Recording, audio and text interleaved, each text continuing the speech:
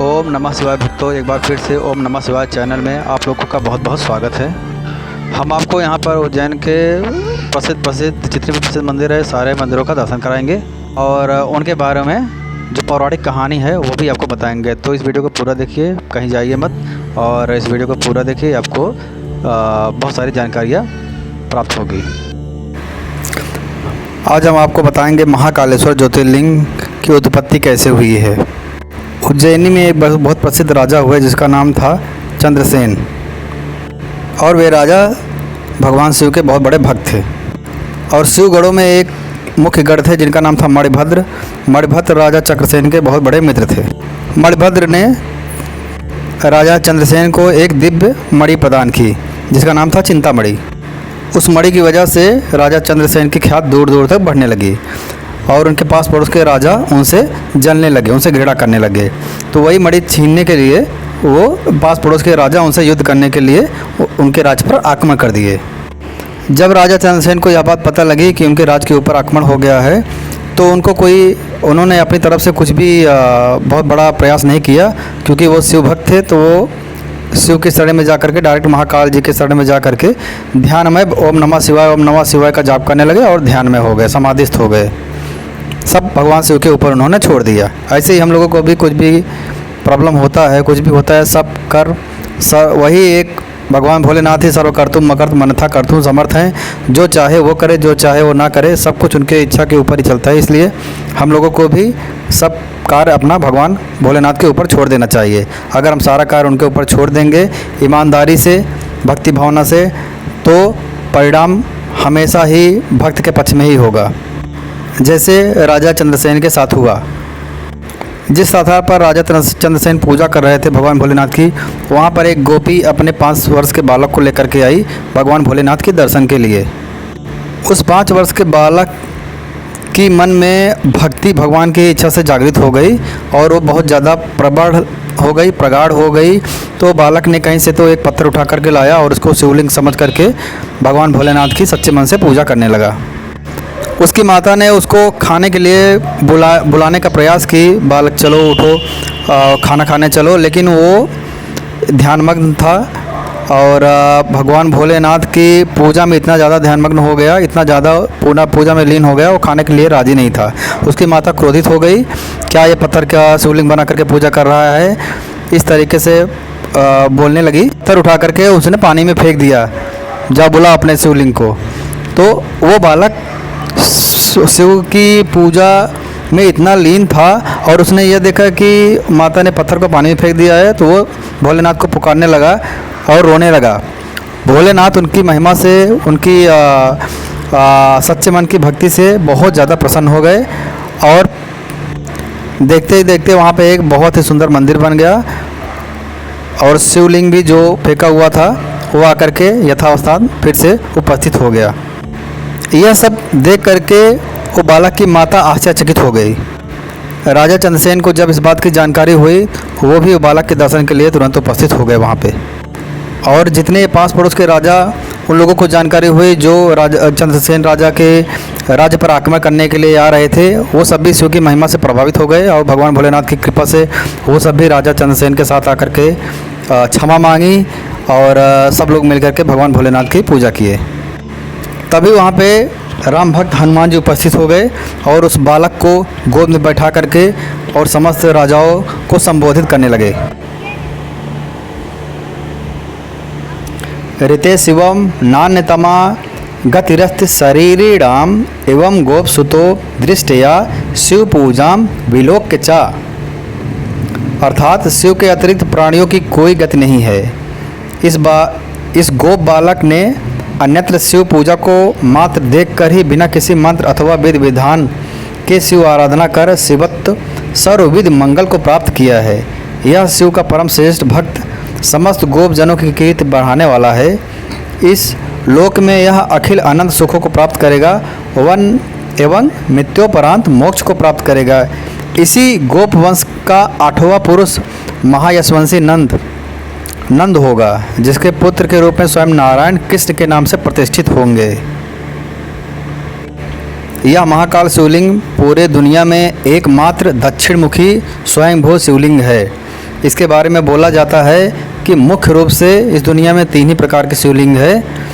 आकाशे तारकम लिंगम, पाताले हाटकेशर, भूलोके चा महाकाले लिंगात्रय नमोस्तुते।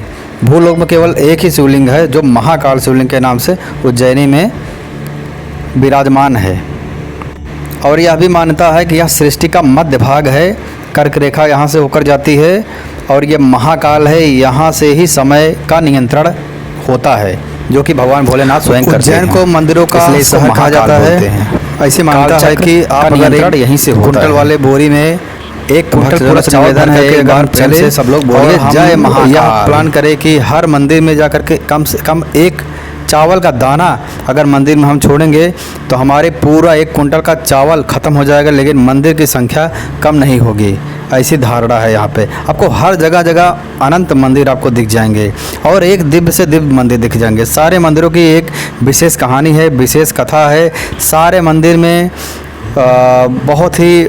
बहुत ही अच्छा आपको लगेगा। कोई भी मंदिर का आप दर्शन करो, आपको एक विशेष कहानी मिलेगी। उसकी वजह से भक्ति भावना में आपकी वृद्धि होगी। अब हम आपको माता हरसिद्धि के बारे में दर्शन करा रहे हैं और उनके बारे में पौराणिक कथा आपको बताएंगे। माता हरसिद्धि भी शक्तिपीठ है। यहाँ पर माता जी की कुहनी गिरी थी। एक बार प्रेम से हम लोग जयकारा लगा देंगे। एक बार बोलो माता हरसिद्धि की जय। ऐसा माना जाता है कि यह महाराजा विक्रमादित्य की कुल देवी हैं और राजा जी कोई भी काम करने से पहले यहाँ पर आकर के हरसिद्धि माता जी की पूजा करते हैं और कभी भी अपने कोई भी काम में वो विफल नहीं हुए हैं। माता जी का आशीर्वाद उनको मिलता था और सारे काम उनको अच्छी तरीके से संपन्न हो जाते थे।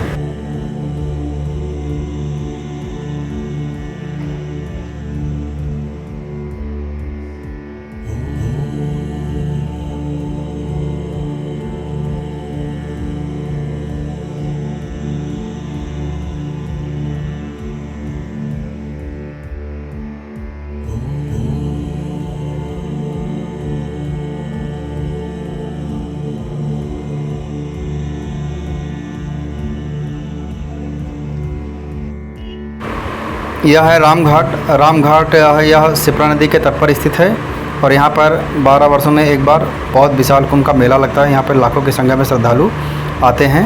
और ये रामघाट की विशेषता यह है कि जब भगवान राम को वनवास के समय पता लगा कि उनके पिता की मृत्यु हो गई है, तब वे तर्पण के लिए यहीं पर आकर के अपने पिता की शादी के लिए तर्पण किए थे। ये है गढ़कालिका माता जी का मंदिर और इनको अवंतिका माता जी भी कहते हैं और ये भी माता जी के शक्तिपीठों में से एक है। और यहाँ पर माता जी के ओट गिरे थे। एक बार बोलो माता जी की जय।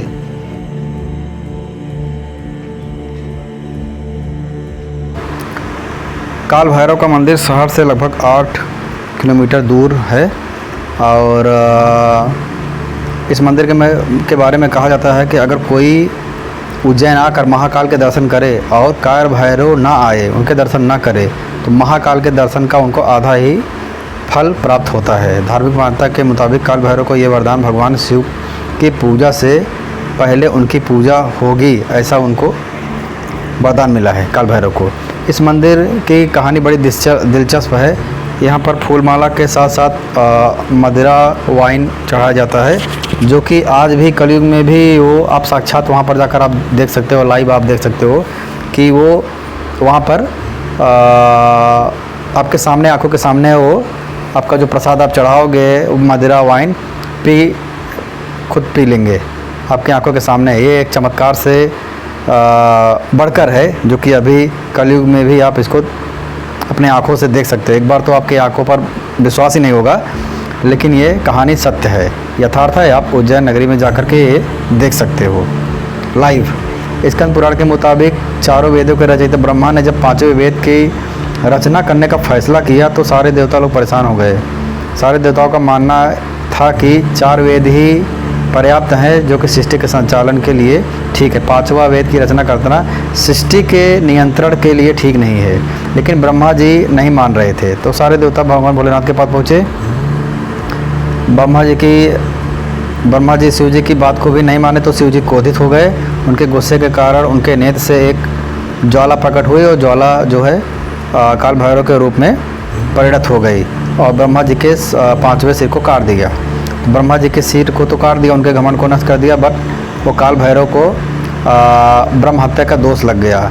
वहाँ से मुक्ति पाने के लिए, ब्रह्म हत्या से मुक्ति पाने के लिए काल भैरव ने भगवान भोलेनाथ की पूजा की। भगवान भोलेनाथ ने बोला आप उज्जैन में जा कर के शिप्रा नदी के तट पर आप वहाँ पे रहो और वहीं पर तपस्या करो और ऐसा करने से आपको ब्रह्म हत्या से मुक्ति मिल जाएगी। तो तब से ये काल भैरव यहाँ पर आकर के बसे हुए हैं और यहाँ पर सारे लोगों का कष्ट दूर करते हैं, सारे लोगों के दुखों को दूर करते हैं और मदिरा का पान करते हैं। यह है महामंगल मंदिर। मान्यता यह है कि मंगल ग्रह के शांति के लिए दुनिया में मंगलनाथ मंदिर से बढ़कर कोई भी स्थान नहीं है। कर्क रेखा पर स्थित इस मंदिर को देश का नाभि स्थल भी कहते हैं। मंगल को भगवान शिव और पृथ्वी का पुत्र भी माना जाता है। स्कंद पुराण के अवंतिका खंड में इस मंदिर के बारे में डिटेल में दिया गया है। मान्यता यह है कि भगवान भोलेनाथ और अंधकासुर के बीच में बहुत भयानक युद्ध हुआ। भगवान भोलेनाथ ने अंधकासुर को बहुत मारा, मार के उनके शरीर से बहुत सारा रक्त निकला। अंधकासुर के शरीर से बहुत सारा रक्त निकला। वो रक्त जाकर के धरती पर गिरा, तो उसी रक्त से ही मंगल ग्रह का निर्माण हुआ। इसलिए मंगल का ग्रह का जो रंग है वो रक्त रंग है, वो लाल कलर का है।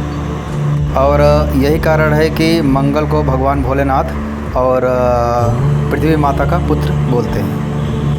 जिस किसी भी जातक के ऊपर मंगल ग्रह भारी हो वो यहाँ पर उनको ज़रूर आना चाहिए उज्जैन में और यहाँ पर अपने ग्रह की शांति कराना चाहिए। एक बार सब भक्त लोग मिलकर के बोले महामंगल भगवान की जय। यह है संदीपनी आश्रम और यहाँ पर श्री कृष्ण भगवान ने 11 वर्ष 7 दिन की उम्र में 64 विद्या 16 कलाओं का ज्ञान प्राप्त कर लिया था। मामा कंस का वध करने के बाद महाकालेश्वर की नगरी अवंतिका में आए और यहीं पर उन्होंने 64 दिनों तक यहाँ पर रुके थे। 64 दिनों में उन्होंने 64 विद्या का ज्ञान प्राप्त कर लिया अपने गुरु ऋषि संदीपनी जी की कृपा से। और यहीं पर हर का मिलन हुआ था पहली बार जब वो यहाँ पर कृष्ण भगवान के रूप में थे। तब हरि यानी कृष्ण, हर यानी भोलेनाथ, भगवान श्री कृष्ण जब संदीपनी आश्रम में विद्या प्राप्त करने के लिए पधारे थे तब भगवान शिव से उनकी भेंट हुई थी। भगवान उनकी बाल लीलाओं के दर्शन करने के लिए यहाँ पर आश्रम में आए हुए थे भगवान भोलेनाथ। उस समय यहाँ पर पहली बार भेंट हुई थी और इसी संदीपनी ने भगवान भोलेनाथ की पूजा की थी, बेलपत्र अर्पित किए थे और उनकी पूजा से भगवान भोलेनाथ प्रसन्न होकर के वहाँ पर दर्शन किए थे। तो इस प्रकार हर का मिलन यहाँ पर पहली बार हुआ था। यह है सिद्धवट। सिद्धवट के बारे में सिद्धवट के पुजारियों से बात करने में पता लगा कि स्कंद पुराण के अनुसार माता पार्वती द्वारा लगाए गए इस वट की शिव के रूप में पूजा की जाती है। माता पार्वती ने इस वट की शिव के रूप में पूजा किया है। माता पार्वती ने शिव को पद रूप में पाने के लिए यहाँ पर इस वृक्ष को लगाकर, ये सिद्ध वट को लगा करके यहाँ पर तपस्या की थी। माता की तपस्या से प्रसन्न होकर शिव ने उनको पत्नी रूप में प्राप्त करने के लिए उनको आशीर्वाद दिया। और जो कोई भी इस वट वृक्ष पर दूध चढ़ाएगा उसे मेरा आशीर्वाद प्राप्त होगा, ऐसा भी शिव ने आशीर्वाद दिया। और उनके पुत्रों को भी मोक्ष मिलेगा। जो भी यहाँ पर दूध चढ़ाएगा उनके पुत्रों को भी मोक्ष मिलेगा। जो भी कोई भी योनि में भटक रहे होंगे उनको भी मुक्ति मिल जाएगी, ऐसा शिव ने आशीर्वाद दिया। कहते हैं कि तारकासुर के वध के लिए इसी वट के नीचे पार्वती के पुत्र कार्तिकेय स्वामी ने घोर तप किया था। क्योंकि तारकासुर का वध केवल कार्तिकेय से ही हो सकता था, तो कार्तिकेय ने ये वट के नीचे कठोर तपस्या की थी। फिर उन्हें यहीं पर सेनापति, सारे देवताओं का सेनापति के रूप में उनको नियुक्ति किया गया है। बाद में इस वट वृक्ष के भगवान शिव से सिद्ध वट घोषित कर उनके युगों युगों तक उनके बने रहने का वरदान दिया। मान्यता ये है कि ये भी वट जो है कभी भी नष्ट नहीं होता है कितने भी राजा महाराजा अनादि काल से इसको नष्ट करने के लिए कोशिश की है, लेकिन कभी भी ये जड़ से समाप्त नहीं हुआ। इसको जला दिया गया, काट दिया गया। इतिहास में है अकबर ने भी बहुत सारा कोशिश किया, अपना भरसक प्रयास किया, लेकिन इसको जड़ से नष्ट नहीं कर पाया।